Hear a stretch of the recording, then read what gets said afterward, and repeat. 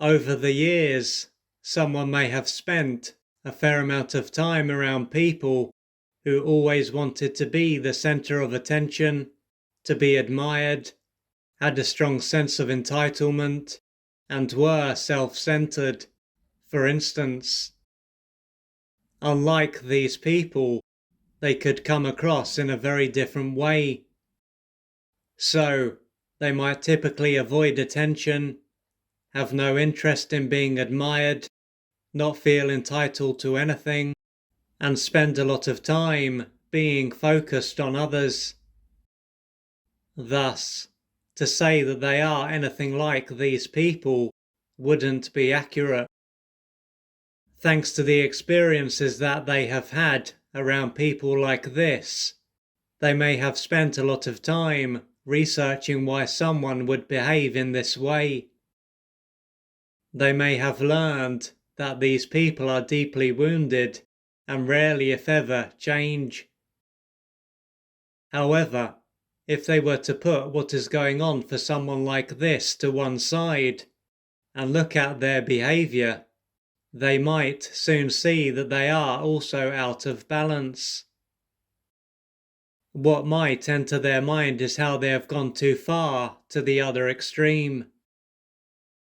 If the people who are on the other side of the spectrum need to turn the volume down, they need to turn the volume up, so to speak. They are then going to need to allow themselves to receive attention, to be admired from time to time, to develop a healthy sense of entitlement, and to be there for themselves, for instance. By being this way, they are not going from one extreme to another. They will be becoming more balanced. But although this will be the right thing for them to do, it doesn't mean that they will feel comfortable doing this. What they could find, if they were to imagine becoming more balanced, is that they feel deeply uncomfortable. They could experience anxiety and a fair amount of guilt and shame. It could be said that there is no reason for them to be this way, and that the thoughts that they have and how they feel are irrational. Even so, if they were to look back on what their early years were like, what is going on for them might make complete sense. This may have been a stage of their life when they were greatly deprived and deeply wounded. Their mother and perhaps their father might have been emotionally unavailable and consumed by their own needs. As a result of this, they wouldn't have been able to be there for them and provide them with the love that they needed.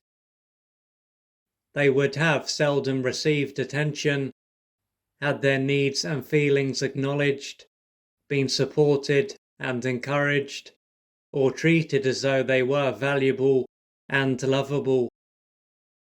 At this stage of their life, in order to grow and develop in the right way, they needed to receive a lot of attention, for their needs and feelings to be acknowledged, to be supported for who they were and encouraged, and treated as though they were valuable and lovable. But while this didn't take place, these needs wouldn't have disappeared. No, these developmental or narcissistic needs would have ended up being removed from their conscious awareness and repressed. If they had stayed connected to these needs, they would have suffered even more. Over time, they would have lost touch with their embodied true self and developed a disembodied false self. This self would have related to them being needless and being comfortable not being seen and heard. But underneath this disembodied false self would have been all the needs that had not and were not being met. They were then, at this point, a stranger to themselves and had fully adjusted to their depriving environment. Now the years will have passed, and they will no longer be a child, but they will still carry their unmet developmental needs.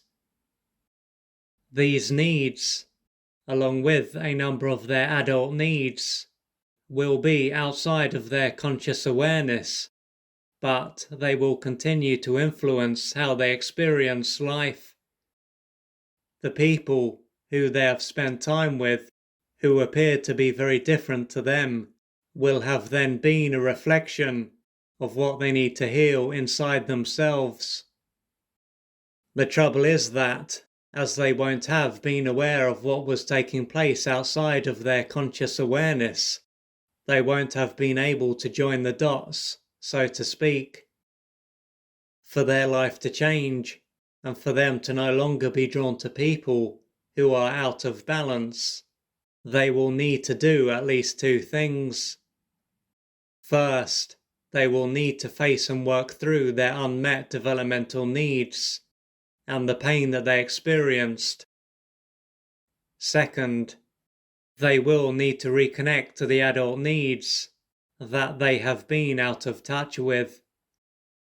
This will take courage, patience, and persistence.